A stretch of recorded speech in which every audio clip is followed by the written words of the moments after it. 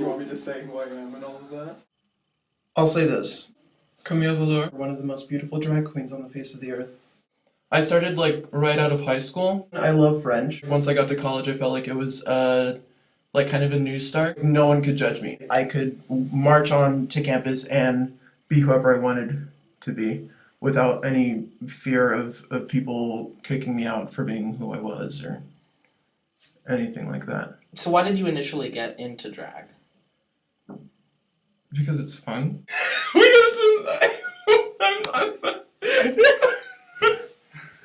It's not easy. I'm really good at Beyonce. To me, my drag persona, it's almost like my art being put on stage. Camille is always trying to reinvent herself. I think she's always trying to come out with the next best thing. I love fashion in general. I love fashion. Streamline, women's fashion I find is really exciting.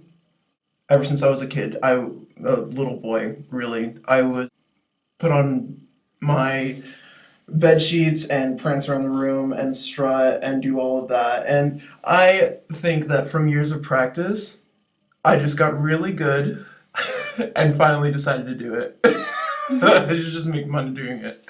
We'll keep it in the drag world. Pepper LaBeija was one of my favorite drag queens. She was a legend in New York back in the 80s, and she continues to be a legend in her post-mortem state. However, if we're talking about present-day drag queens, I think that Raja from RuPaul's Drag Race really kind of exhibits a lot of what I try to aspire to be. With fashion and all that, he loves fashion, he loves walking like a model on stage. It's not showboaty and, it's not about Las Vegas drag queen style. It's more so putting up, like displaying what he sees as beautiful, what he sees as a beautiful woman and portraying that. It's form-fitting clothes, it's avant-garde gowns, it's fabulosity in a nutshell. Of course, I'll wear women's clothes. All over YouTube, hit YouTube that same night.